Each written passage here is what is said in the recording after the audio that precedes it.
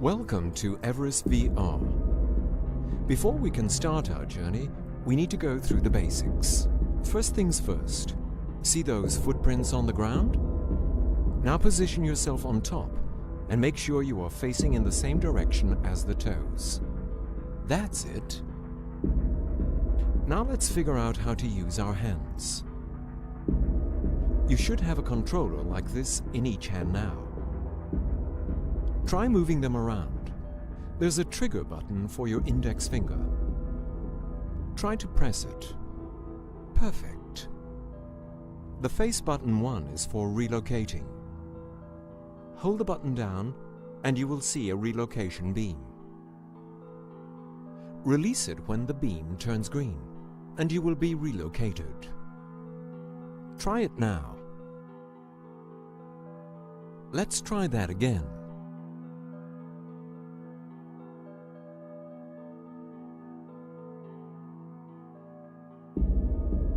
Well done. Now let's try to pick something up. An ice tool is something that might be useful. To put the object in your backpack, you simply drop it behind your shoulder.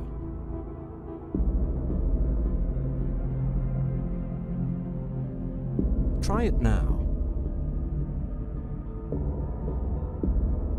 That's it. Ascenders are used to safely overcome difficult obstacles. You can grab them with your hands and slide them along the rope.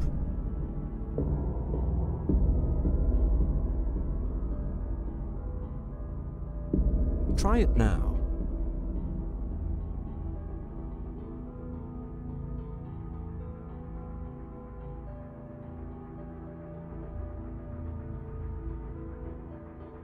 Perfect.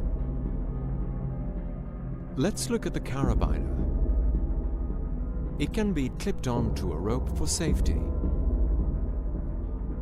To use it, grab the carabiner and release it on the marked location on the rope. Try it now.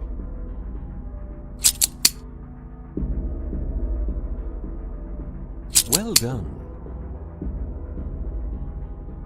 Next, let's have a look at the ladder.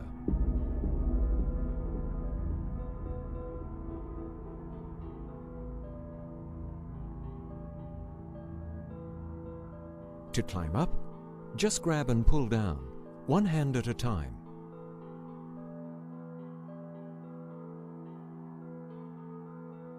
Try it now.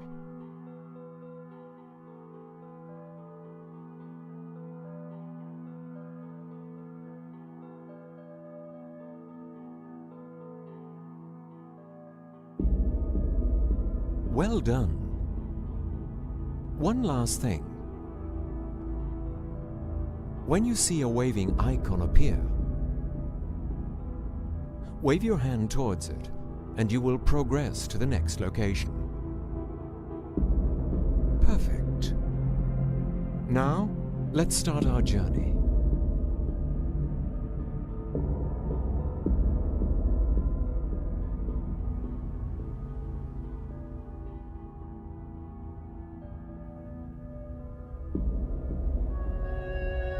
She has many names. To some, she is Sagamartha, the goddess of the sky. To others, she is the apex experience, awe-inspiring, unforgiving, the pinnacle of human achievement. We know her as Everest.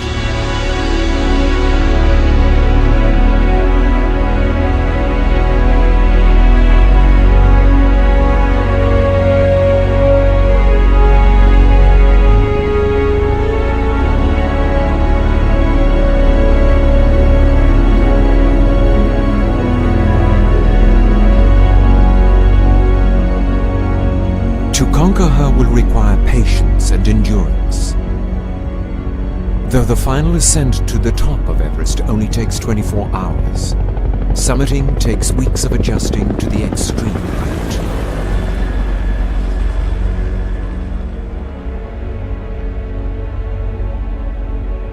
Your journey begins at base camp, the central point for all organization and logistics. There, you must pay your respects to the mountain gods. At the start of every season, the Sherpas hold a puja ceremony to bless the expeditions, the equipment, and the climbers by offering food and burning incense. During the ceremony, if a crow lands on the pole at the altar, it bodes well for you and all those who will be climbing the mountain.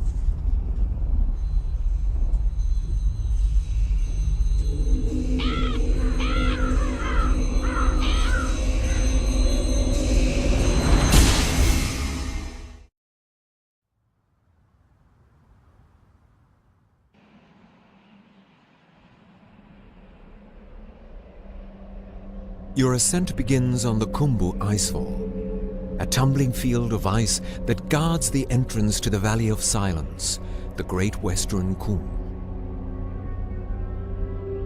Prone to avalanches, its topography ever-changing, it would be impossible to traverse without the Sherpa. With a new route each season, the Sherpas must also account for the constant motion of the glacier each day.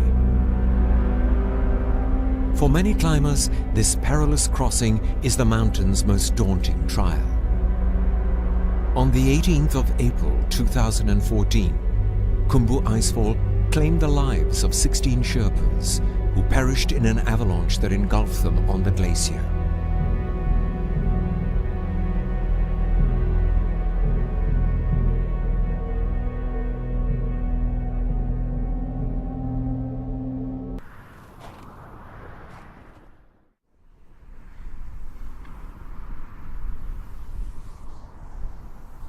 Grab the ascenders and lean forward slightly. The ladder is going to wobble a bit, but it's secure.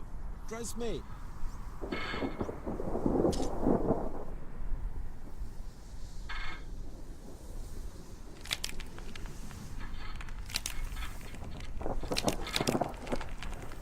Take your time.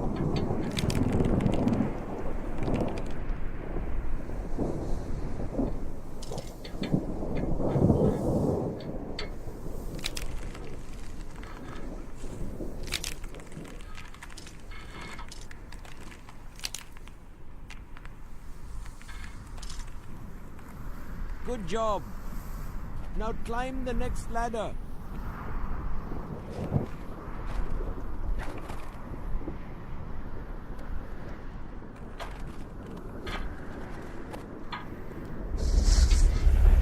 Hold on tight. The ice is breaking.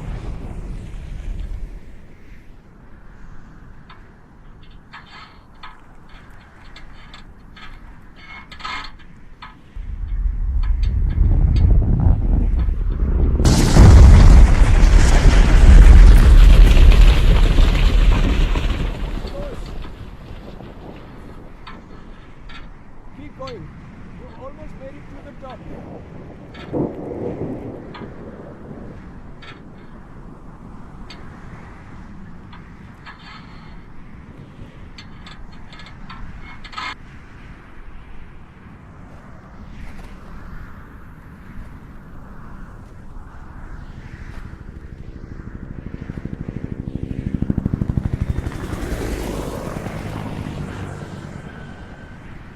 Take a look at that view. Just let me know when you are ready to leave.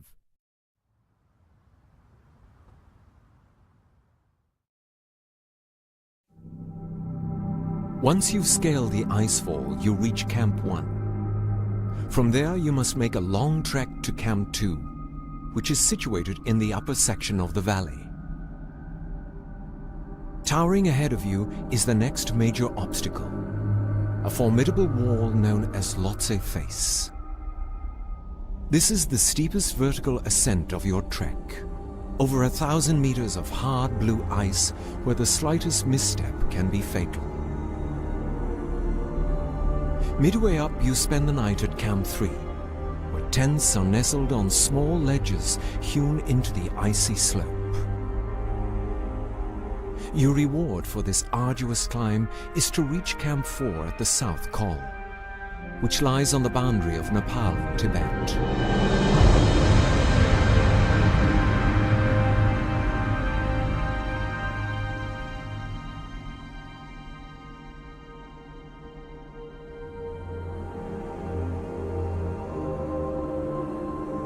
There, you will prepare for the final push. The summit is now within your grasp.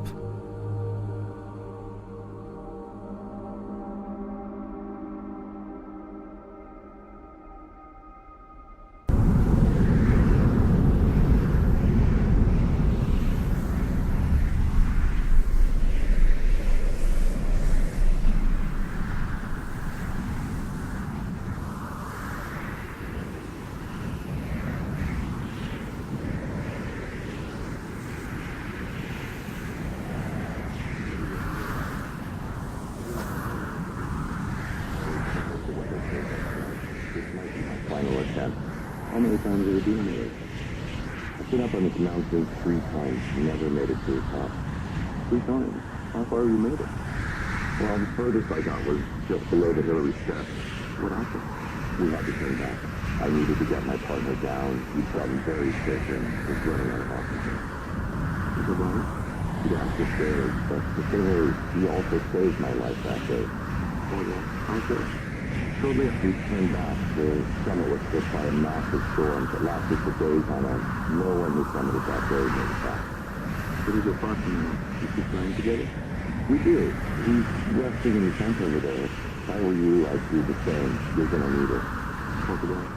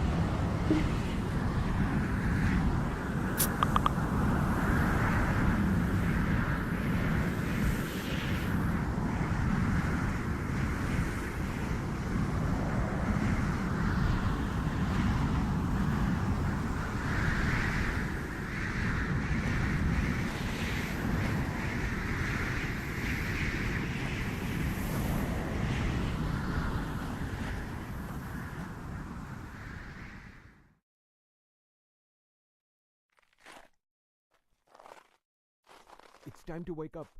The weather has cleared.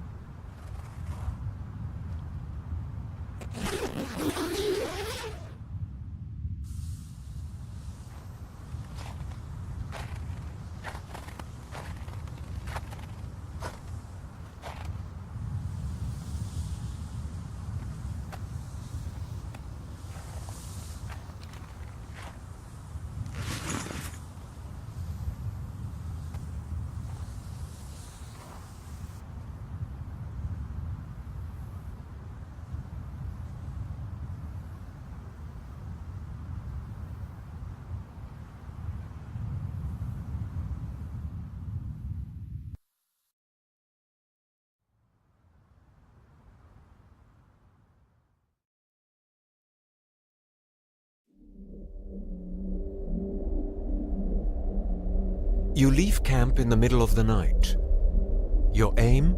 To reach the summit in the late morning.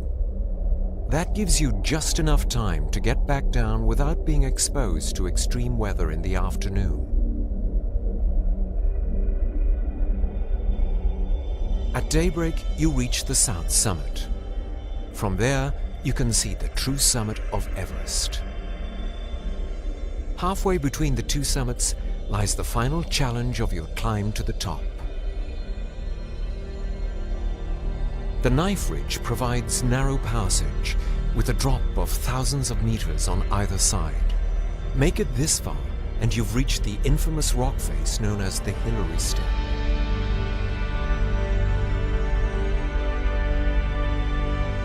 At this extreme altitude, you will need every bit of energy you can muster to keep going.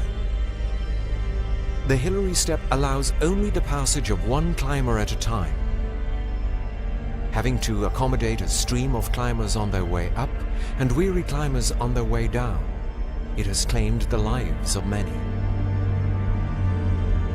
Their frozen remains along the path are a solemn reminder of the perils of the death zone.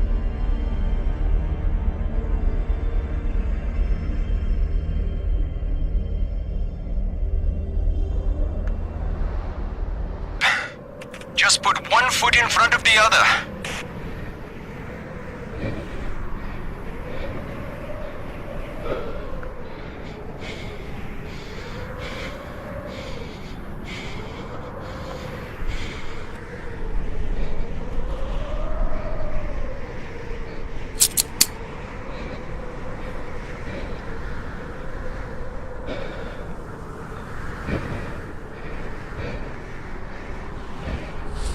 Secure the rope!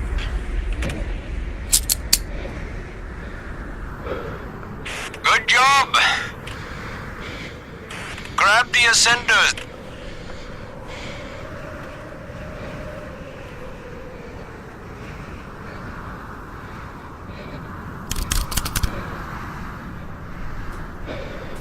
Take your time.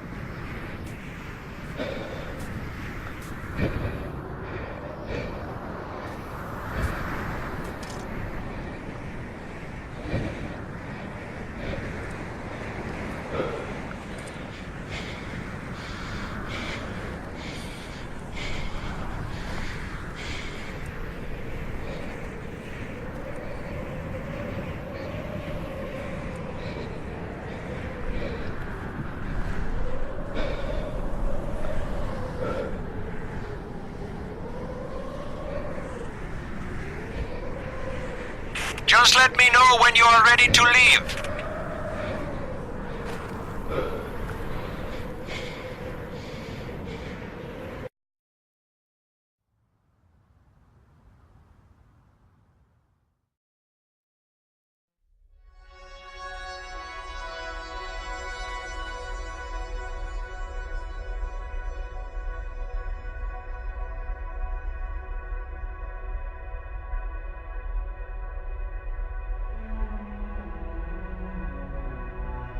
The end of the ridge, and the end of the world. Then nothing but that clear, empty air. There was nowhere else to climb. I was standing at the top of the world.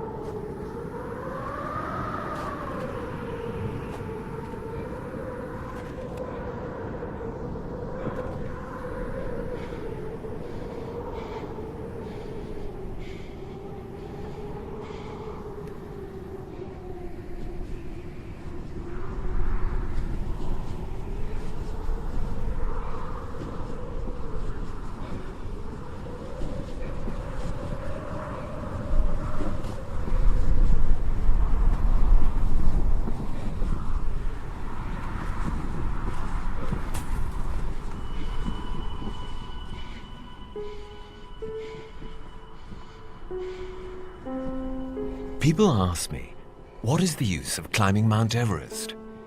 And my answer must at once be, it's of no use. There is not the slightest prospect of any gain whatsoever. Oh, we may learn a little bit about the behavior of the human body at high altitudes, and possibly medical men may turn our observation to some account for the purposes of aviation. But otherwise, nothing will come of it. We shall not bring back a single bit of gold or silver, not a gem, nor any coal or iron. If you cannot understand that there is something in man which responds to the challenge of this mountain and goes out to meet it, that the struggle is the struggle of life itself, upward and forever upward, then you won't see why we go. What we get from this adventure is just sheer joy. And joy is, after all, the end of life. We do not live to eat and make money. We eat and make money to be able to live. That is what life means and what life is for. George Mallory.